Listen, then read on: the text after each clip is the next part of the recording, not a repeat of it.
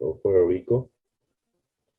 We have been working, collaborating, and develop a couple of these groups, and some of them have been doing their work by themselves, and there are a specific organization that is just working with the coast.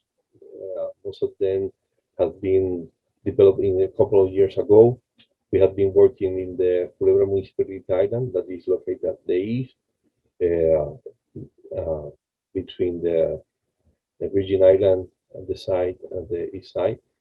And those organizations have provided us the knowledge to include another aspect in our researches, and that help us to visit Jamaica, Hawaii, Mexico, Cuba, and Dominican Republic, and other countries to spread the word in multiple scientific meetings, national, regional, and international, giving also the possibility to have uh, a lot of over 50 peer review publication in scientific uh, journals. And we think that Puerto Rico is a small island, but better Puerto Rico is possible. The question that we do is if you are willing to be part of that possibility of a better, not just Puerto Rico, a better world. And we grow up not just colors, we grow up hope, because those young people that is going to places with us, they have uh, hope that what we see at the beginning won't be the same that we have been working at the end. And I appreciate so much to the Florida Club for the recognition, and also the participation and develop of this uh, video, because uh, we need to collaborate, and when we are together, we're stronger.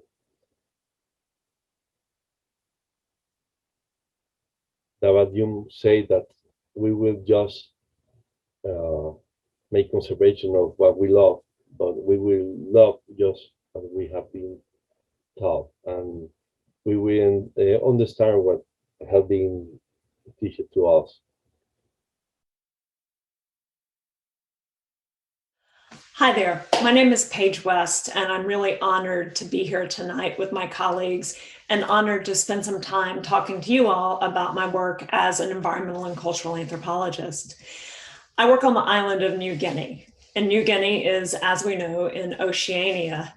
New Guinea is the second largest island in the world, and it's one of the most biologically diverse places on our planet. It's also one of the most culturally diverse places on our planet.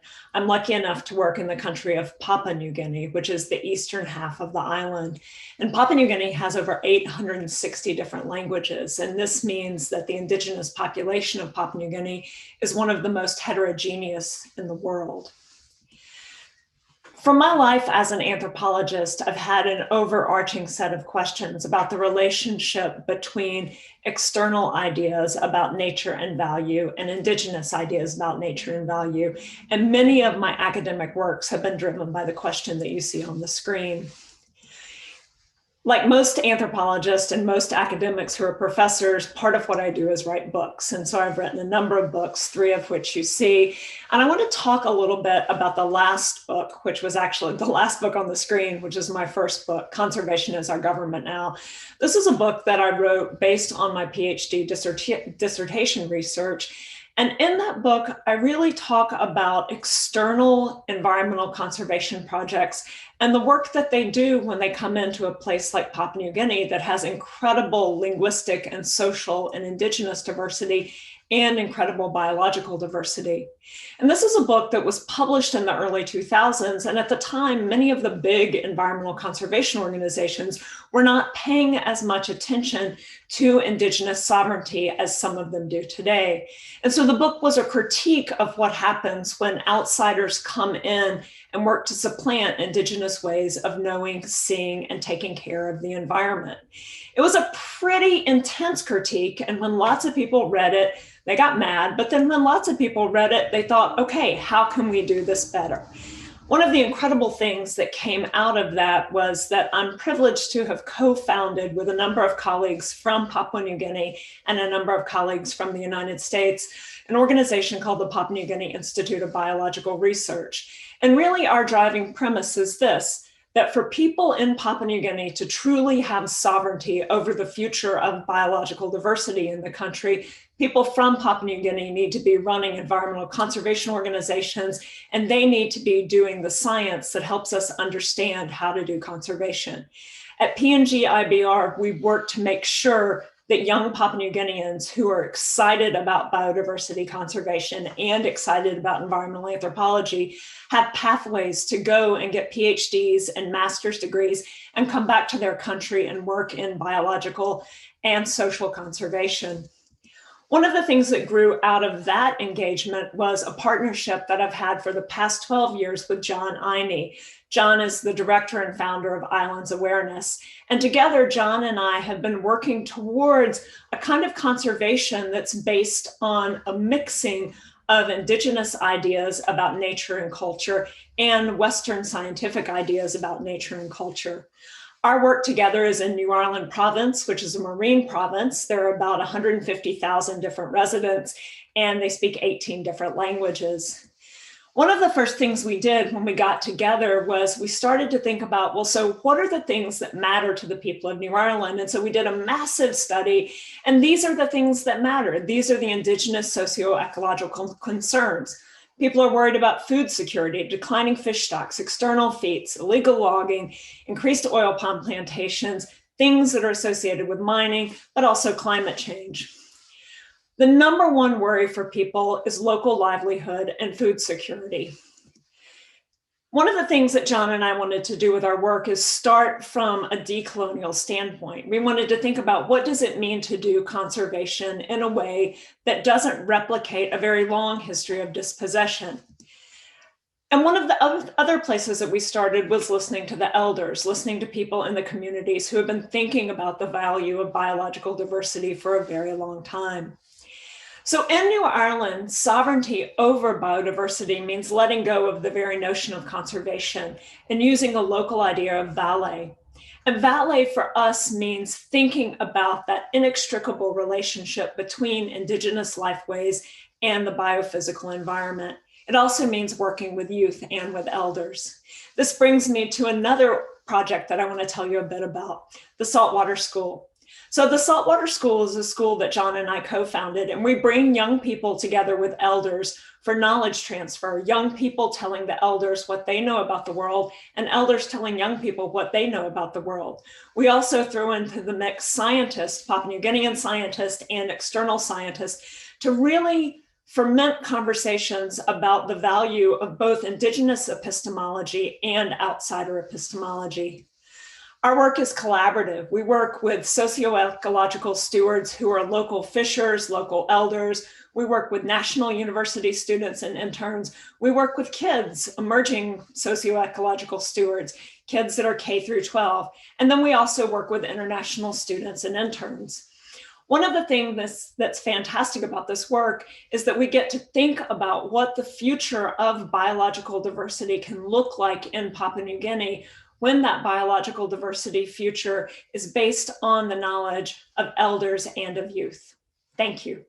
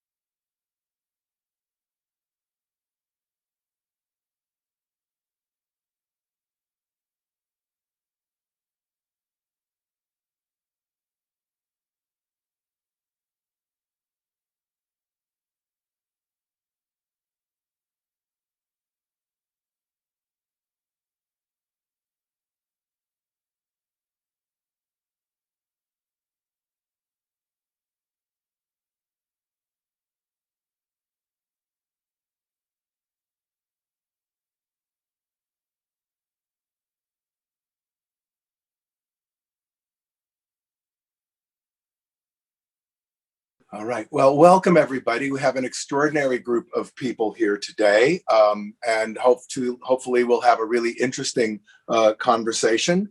I sort of want to start this conversation around the idea of exploration. One of our purposes in creating the Explorers 50 program is to extend and expand the idea of exploration itself in a couple different ways. One of them has to do with subject matter. What is being explored? What is being looked at?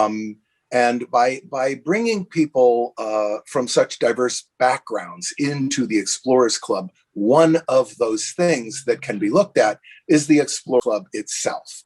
How does it change what the Explorers Club is by who is in it and who is doing the looking?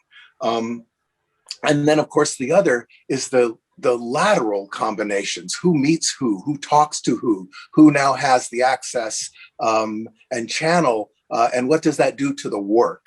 And then the third thing, of course, is exploration is partially, and explore actually includes a verbal component that means to speak out, to say something, to describe, to reveal. So I just wanted to ask each of you briefly what you find the meaning of your participation in this group to be. And I'll start with Paige. Thank you so much. That's a great question. And I think the idea of exploding the very notion of exploration right now is something that the Explorers Club is doing and that I'm excited to be a part of. All my work for the past 25 years has been asking questions about what does it mean to transform partnerships between people like me who come from the United States, or Australia, or European countries, and people in Papua New Guinea. And so my sense of exploration right now is about how do we explore new forms of partnerships between people that work for powerful institutions like Barnard College and Columbia University and people that live in rural places where there's a real need and desire to return to a kind of indigenous sovereignty over biodiversity. And so I think exploring the idea of new partnerships is really, for me, at the essence of exploration right now. Let's go to Samuel. Hi everyone. I think that our nature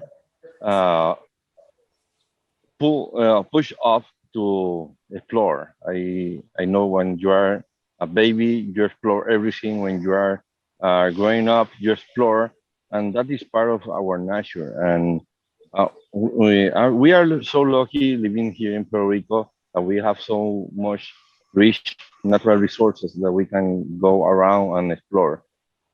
But for our organization, Sociedad Ambiente Marino, we have a mission in the exploration of the ocean and the coast, because we understand that we already have 2/3 of our world is water, and we have so much without exploring, without learning, and without the opportunity to learn and teach to others how to protect and preserve those resources. I think that I'm most blessed because I have a lot of volunteers that work with me, and they learn and they pass like a torch. And every time I have those kids growing up and getting their degrees and their PhD and post PhD, and they are doing some great well. Right now, I have a couple of students with me in the water. I'm on the beach right now. I'm working. This is not the office. And what we are doing is trying to explore what is killing the coral so fast through a disease that is called SCTLD.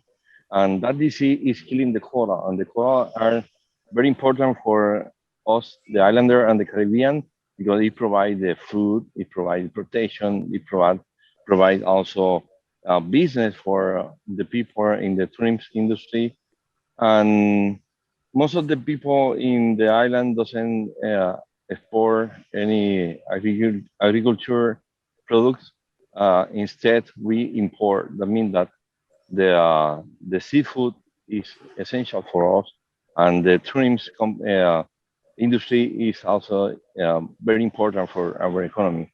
And I think that we own to our youngest people that knowledge that help uh, to make a question to be answered and promote the exploration that is innate in the nature.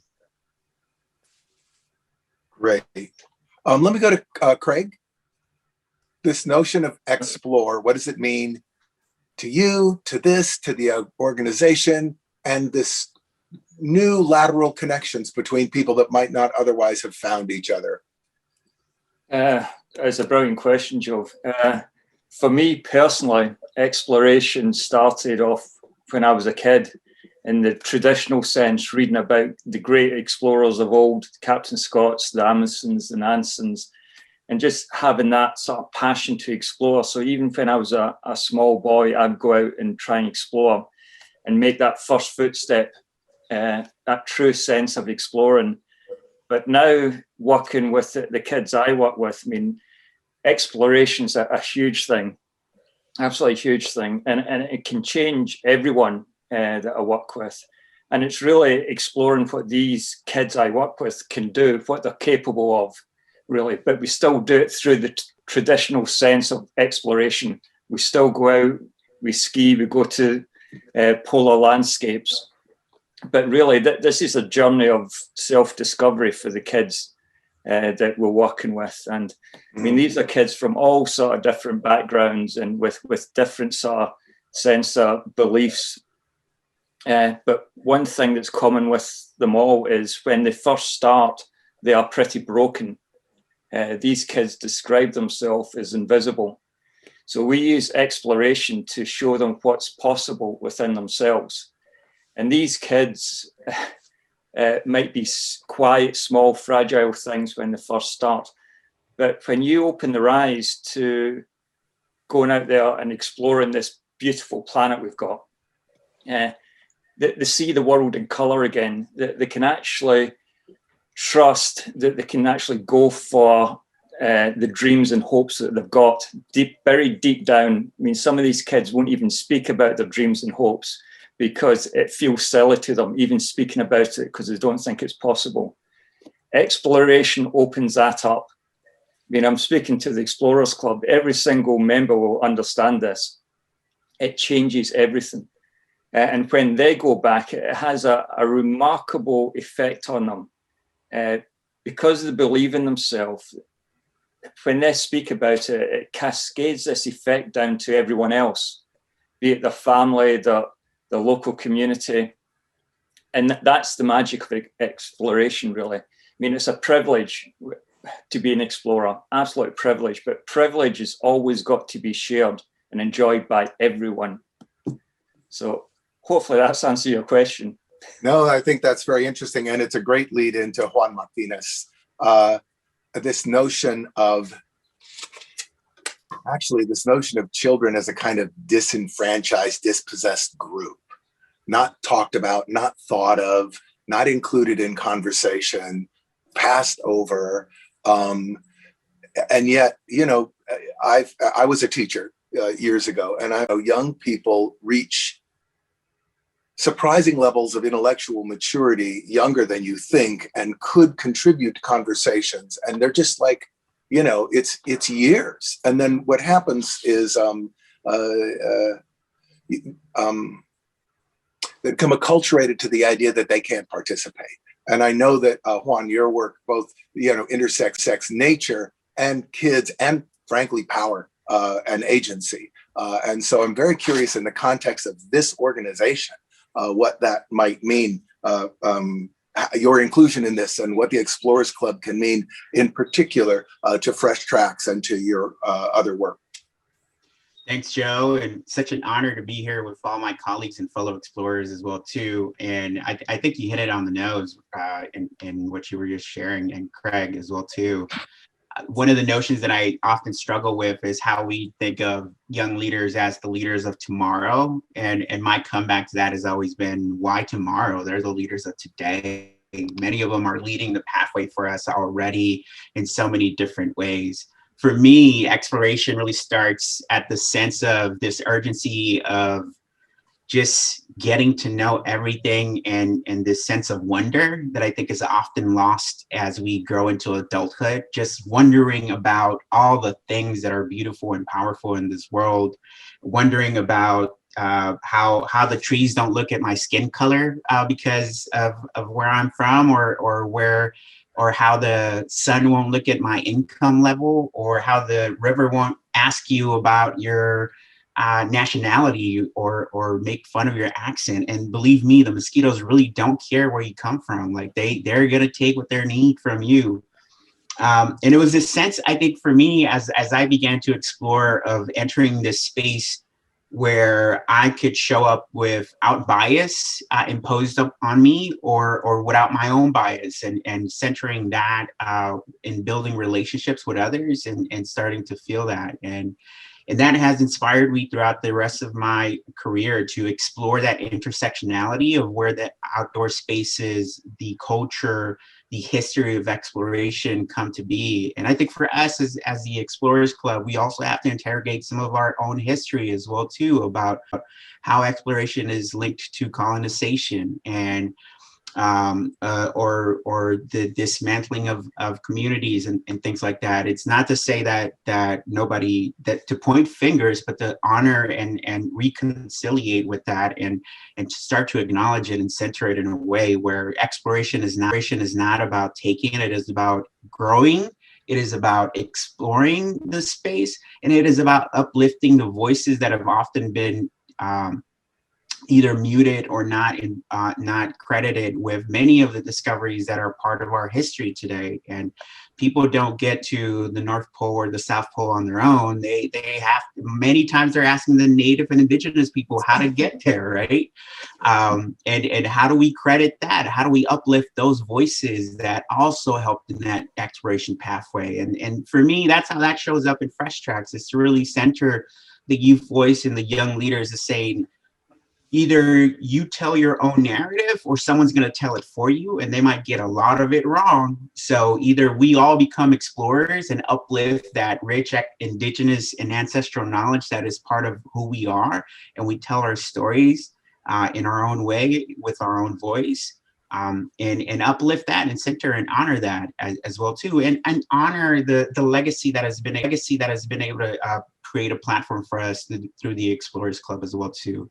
And it's just such a rich diversity of innovation and creativity that lives in this legacy, that to honor and uplift that is such an honor for me to be a part of it, such an honor to also center some of the work that we're doing together.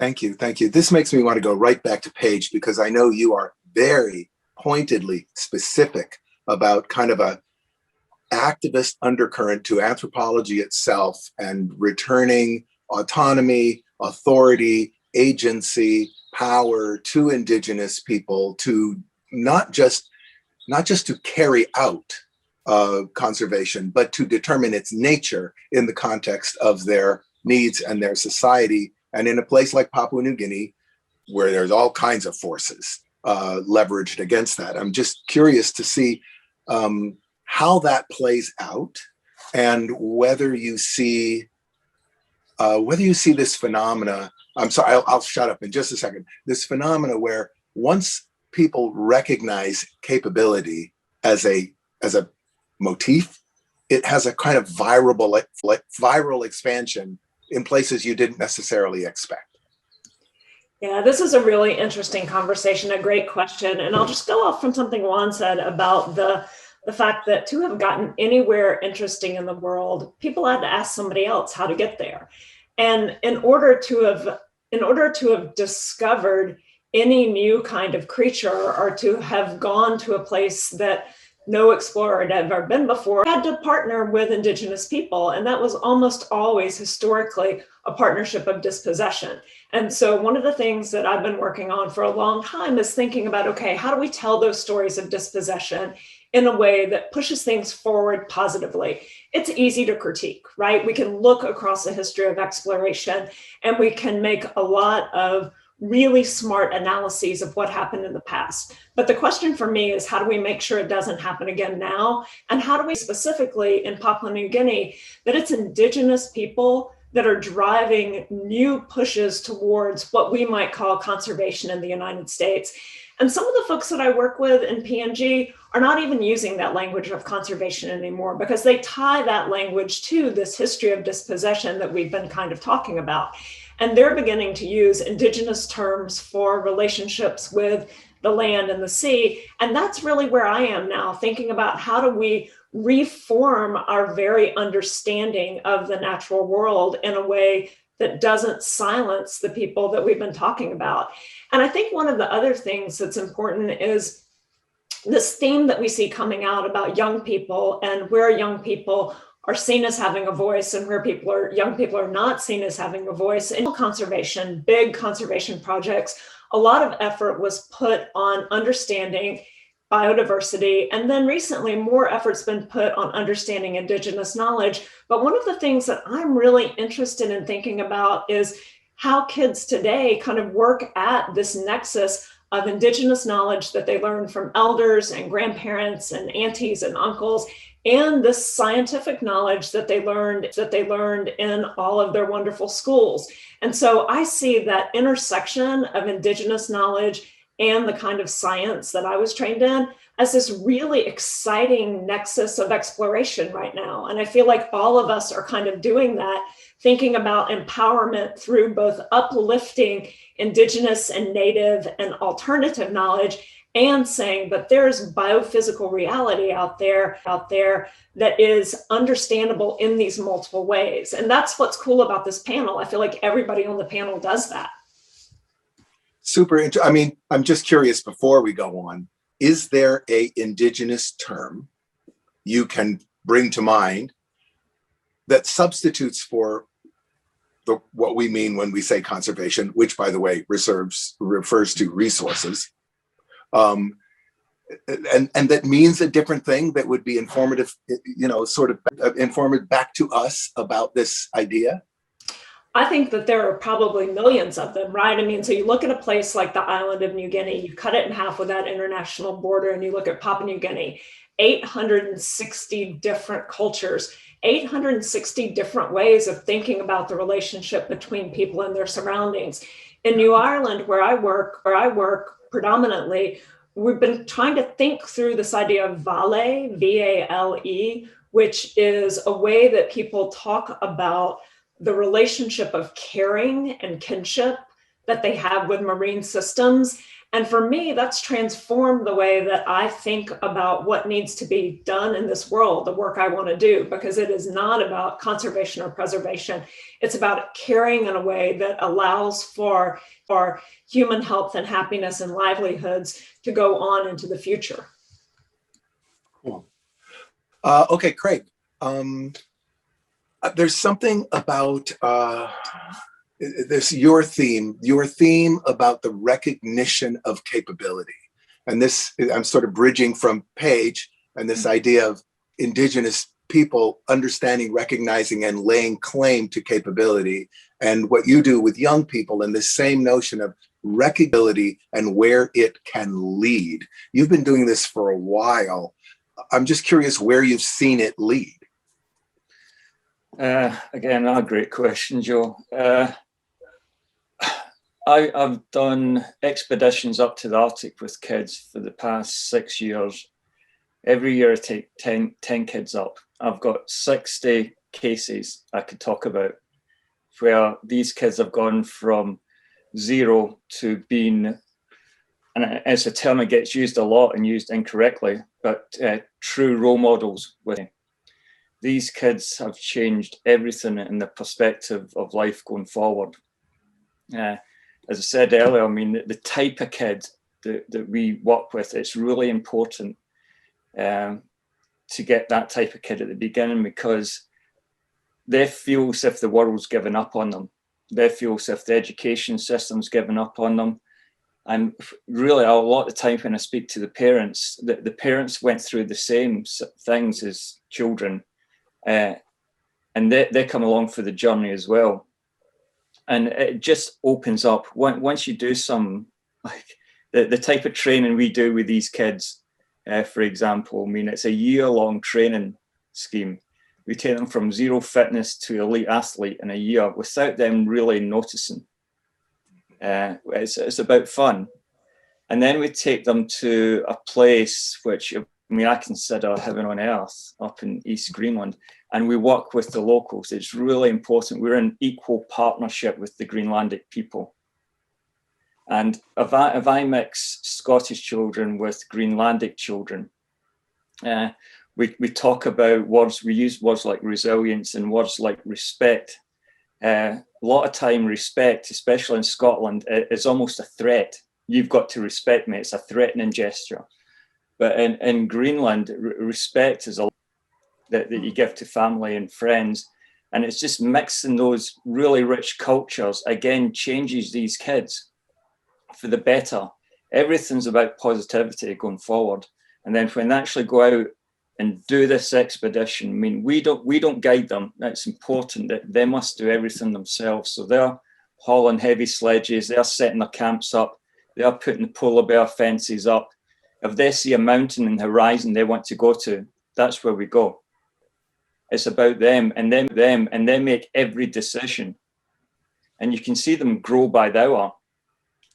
So when they come back, I mean, I promise the parents, it sounds a bit awful, but I promise the parents that say at the airport before we go, say goodbye to your children. You're never going to see them the same again. And these young adults come back ready to take on the world. But the most important thing is there's no ego there at all. It's about pride and passion and without ego. And that's really important. And then they go out and talk about it. And that's what changes everything after that.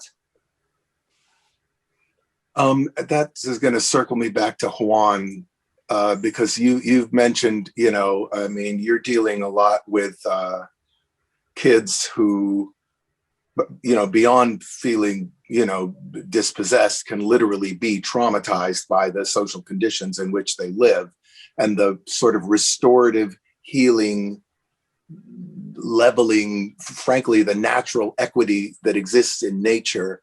And again, with you, stories, I mean, to keep doing this, because it's not easy,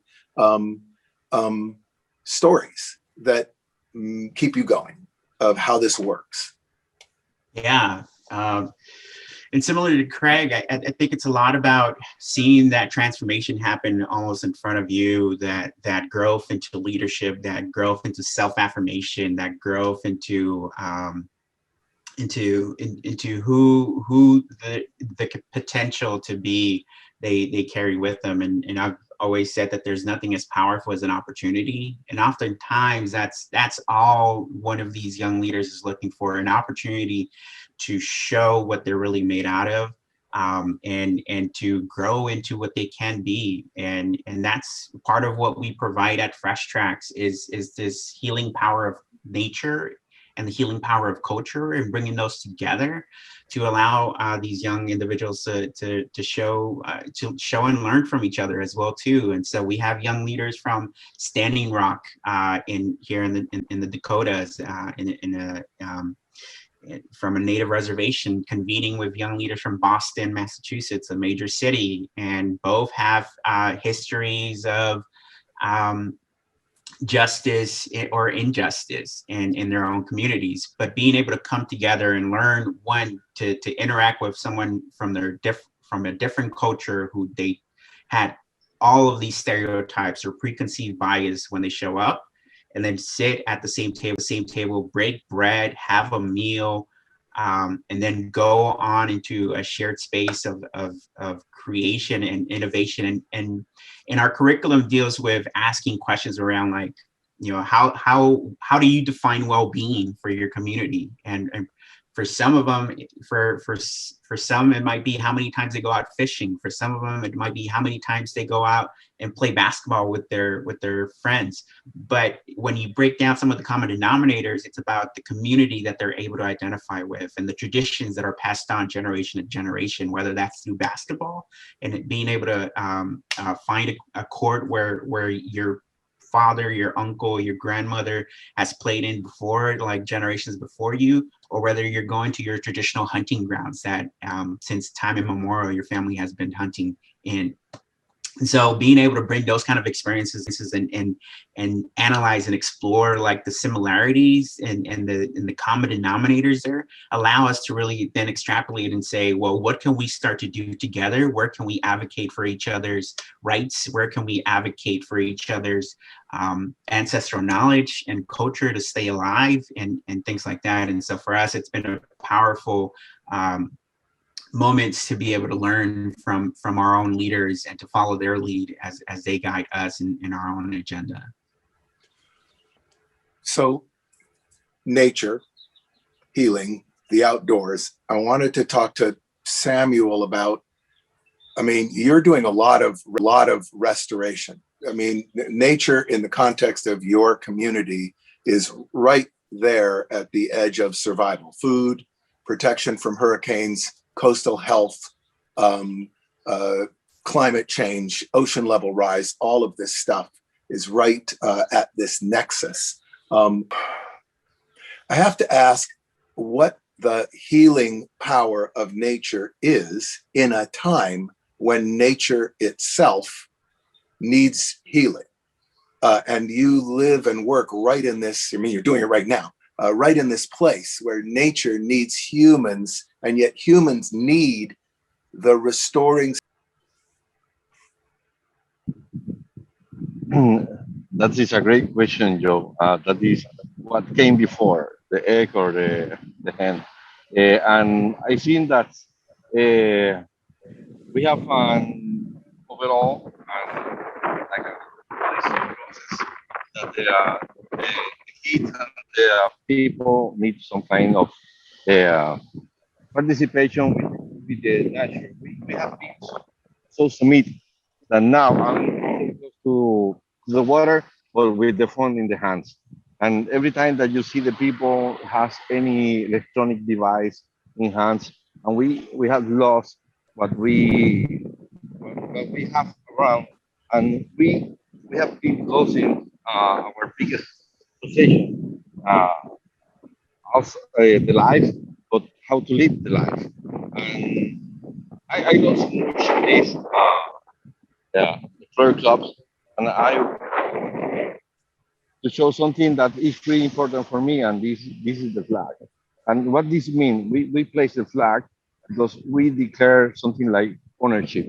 When I share some conference at the school with kids, I ask for someone who show me his new iPhone or new Androids, and I asked for the equipment, and they gave to me, showing off that they have the capacity to have that equipment, and I put in my shirt or in my pocket, and they say that is mine. No, I asked you to give me, and you gave me, and when they know that is mine, and I explain that any piece of equipment, electronic equipment, will perish in 2, 3, not more than 4 years.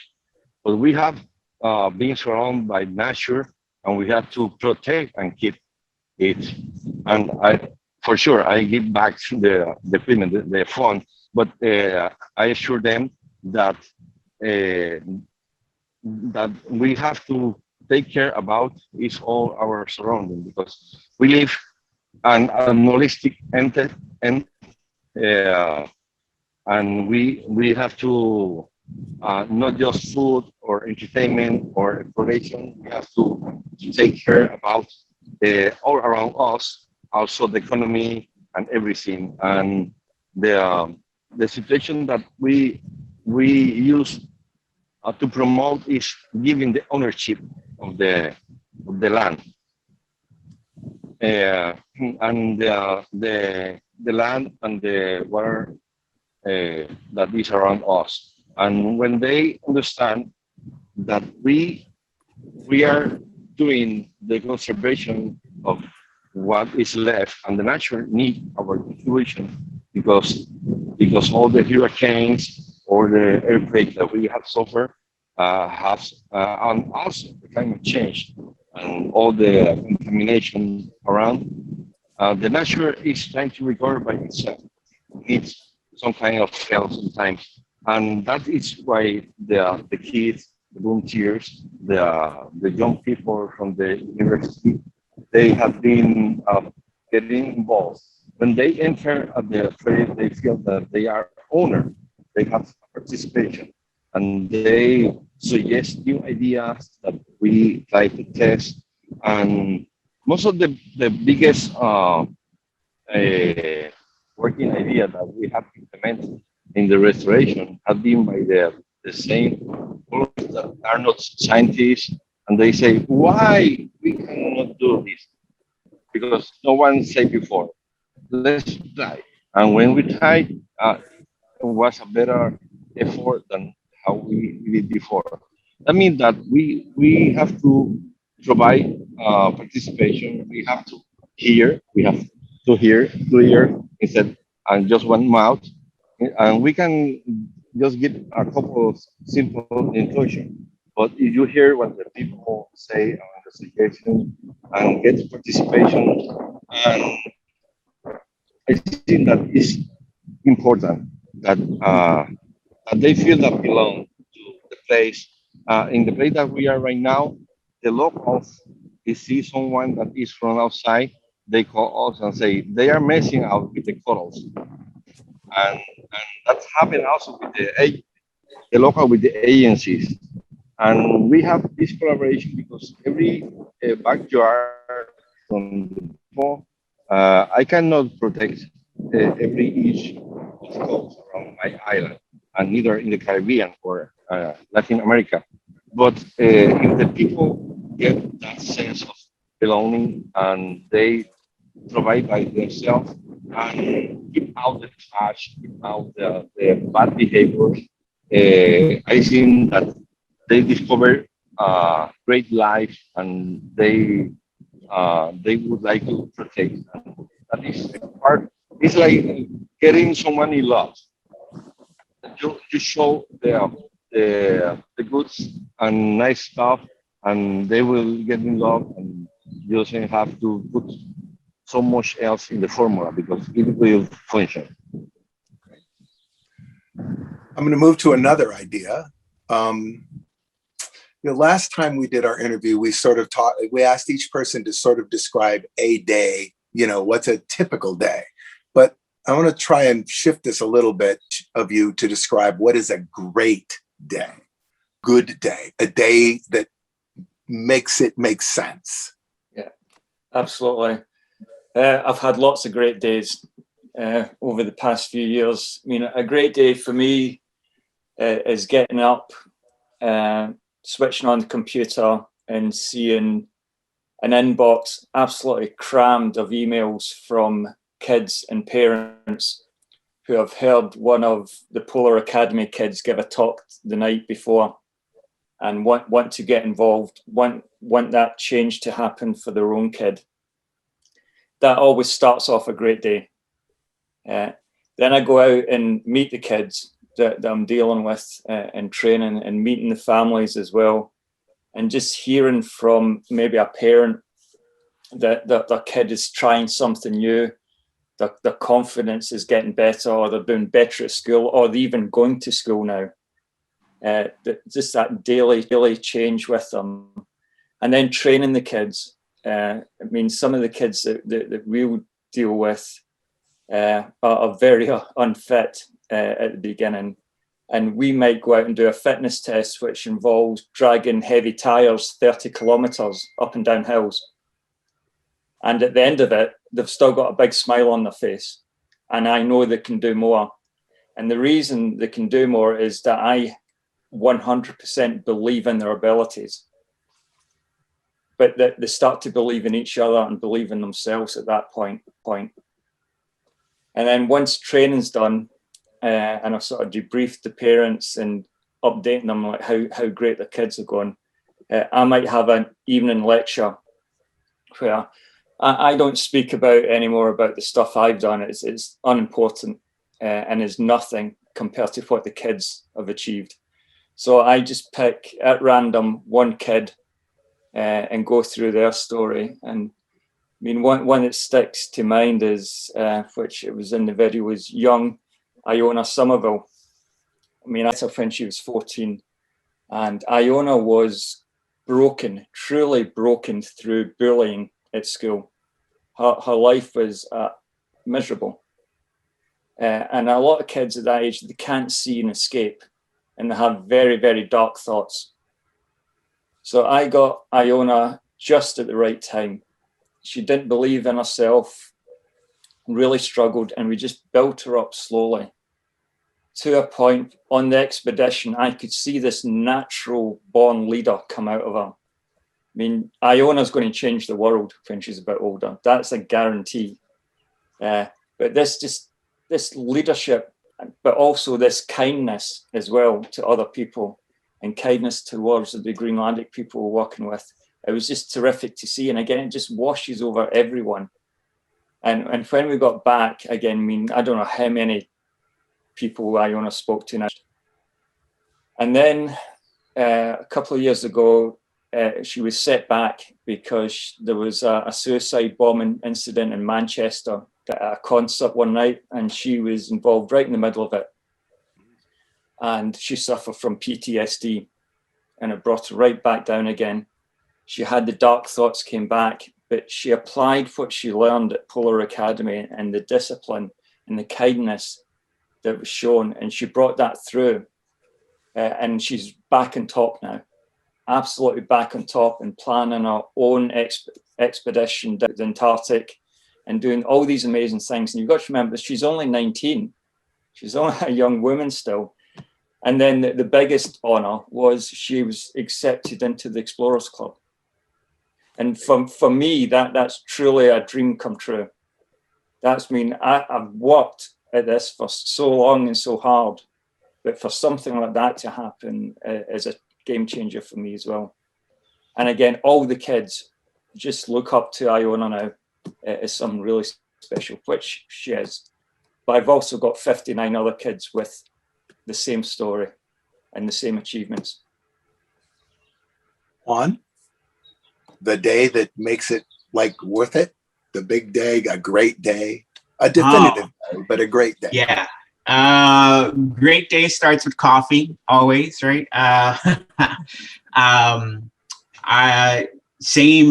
think with Craig, a lot of good emails coming into the inbox, hearing from a lot of the young leaders. We give out micro grants, so we actually put resources in the hands of these young leaders.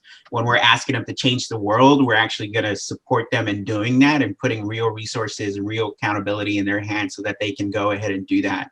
Being able to hear whether they're hosting indigenous kitchen workshops in their local communities to bring back some of the ancestral knowledge of the foods, of the food and the meals that their forefathers and foremothers ate before we had the convenience of local international produce and things like that. To hear about young leaders in Denver, Colorado, advocating for bike lanes in their local communities so that they can enjoy and gain access to their, because sometimes they can't get to it either by walking or by transit, and they want to get to it by bikes. So hearing how they're taking these resources and making it their own, reflecting of their own communities, I think is one of the days when I really get a sense of that.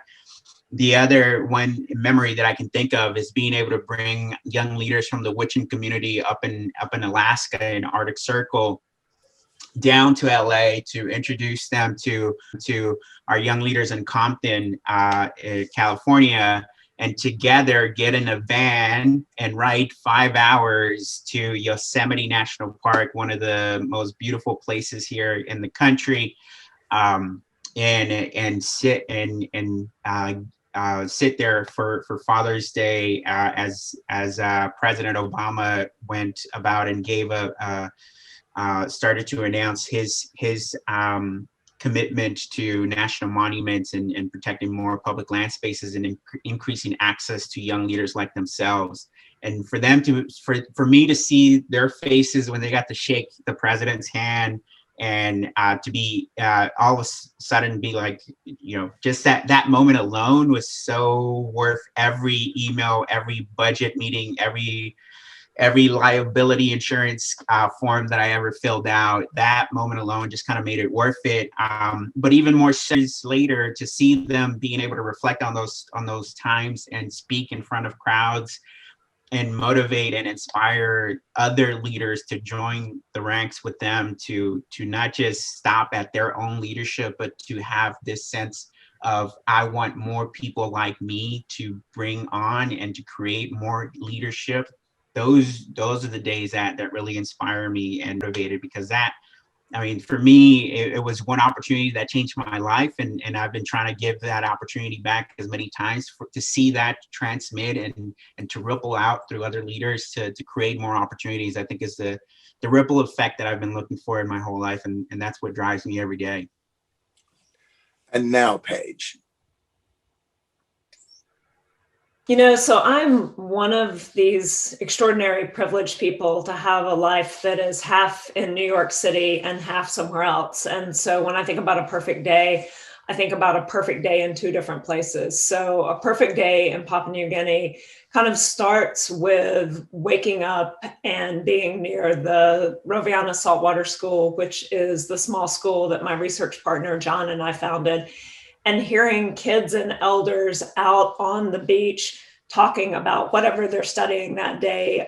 A day that happened a couple of years ago, people were interested in thinking about all sorts of crustaceans. And so I woke up to a lovely cup of coffee that I made and looked out, and there are all of these old people and all of these very young people sharing information about biodiversity, and kind of the day always unfolds there in an unexpected way. And so that day, after people did work out on the reef, everybody came back to the school, and we spent the scientific data about the animals that they had found and what the elders know about the animals that they had found, and just had these beautiful conversations about where those things intersect and where they don't intersect, and those moments of rubbing where you really do see epistemic process. You see people making new knowledge. And so that moment of making new knowledge is incredibly exciting to me. And then when I think about a perfect day in New York City, it's when I walk into a classroom where I teach, and in front of me are these extraordinary young people who are pushing knowledge production in a way that my generation of scholar never thought about.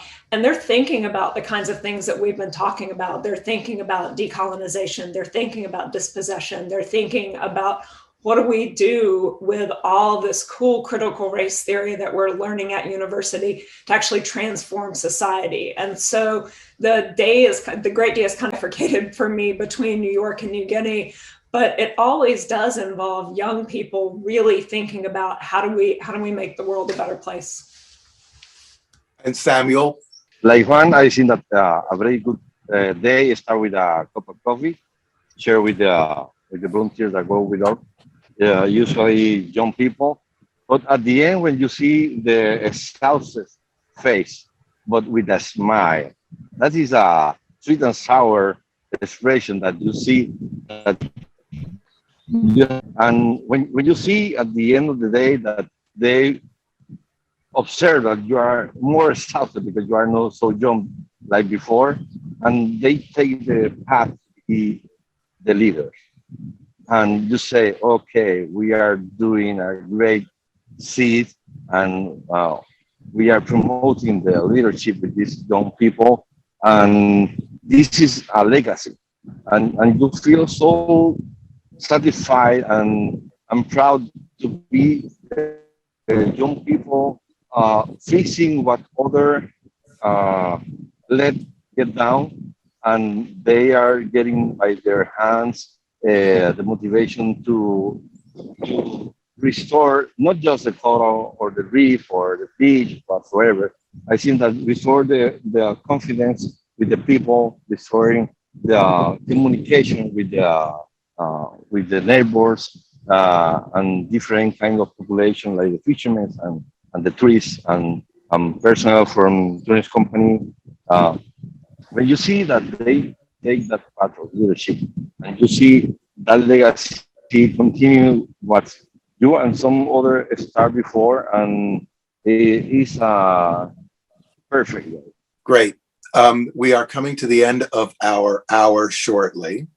It's interesting how much this particular group, when we think of exploration, it's very easy to think of it in terms of territory, exclusively about humanity, about relational diagrams between people and within people.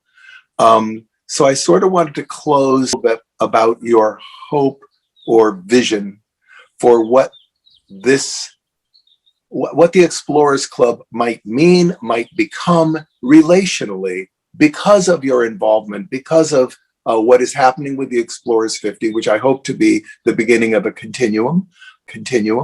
And so it's sort of like, what do you hope to see? What do you want to see? Where could this lead?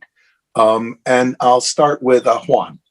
I think for me, Joan, this exploration to me is imagination experienced, and just allowing people to imagine the possibilities of what can be, addressing the challenges and opportunities to live a better life and create a better tomorrow and a today.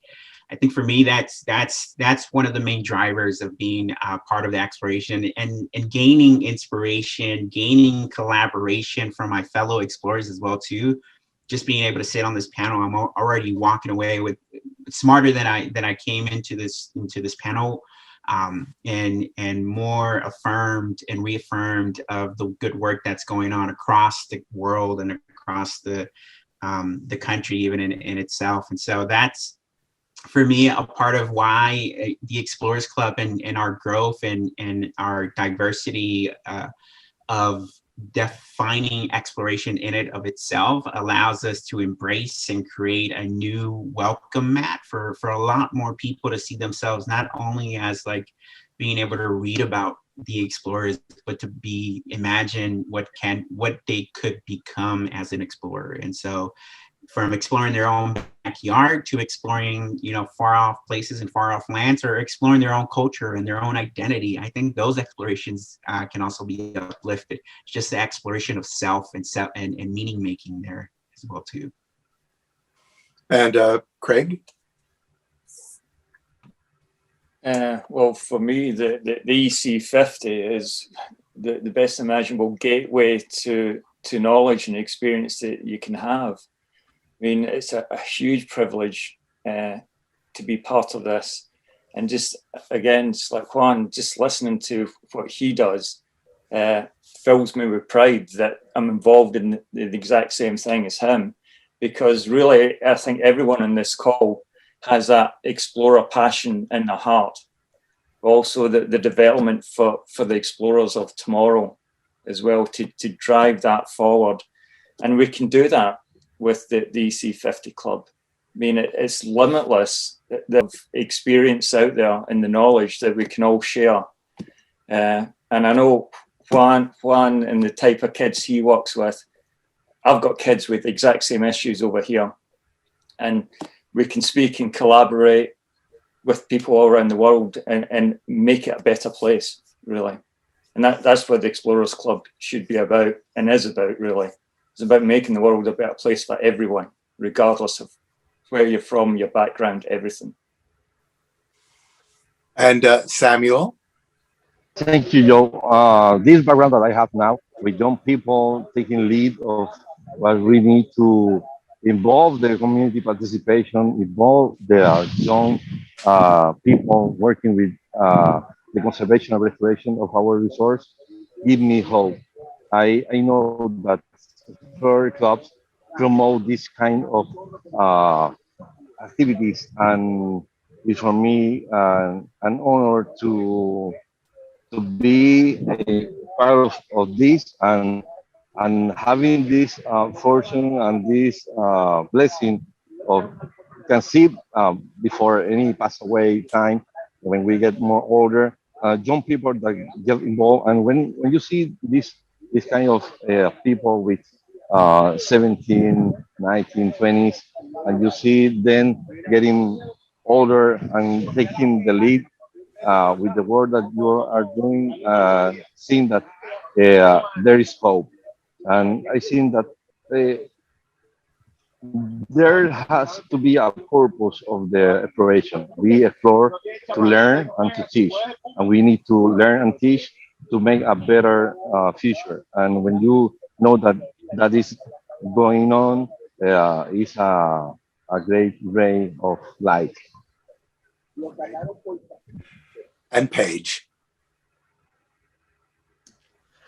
One of the things that I think is incredible about this group of 50 people is that everyone is pushing exploration, but everyone is doing it with solutions in mind. And I think we're at a moment planetarily right now where we can't do anything when we're not thinking about positive solutions.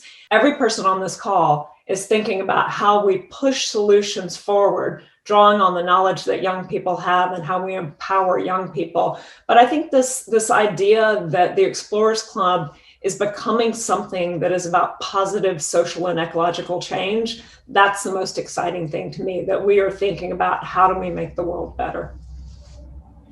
Great.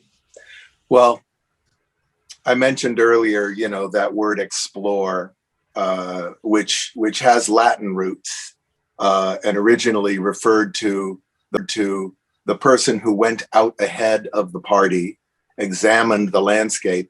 But the actual word explore had to do with that person kind of yelling back to everyone, saying, this is what is here. This is what I see.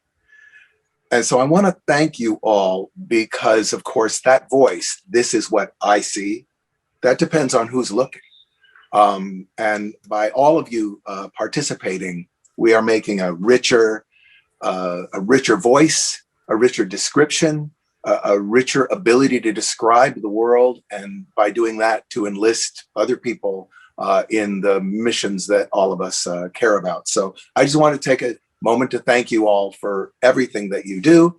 Hopefully you'll be seeing each other, and we will be seeing each other over the course of the year and future years as we make as much as we can out of this opportunity. So thank you all very, very much. How terrific was that? Unfortunately, every great story and expedition has to come to an end, but it doesn't have to come to an end for you, because we have a next, the Explorers Club 50 speaker series. I'll see you then.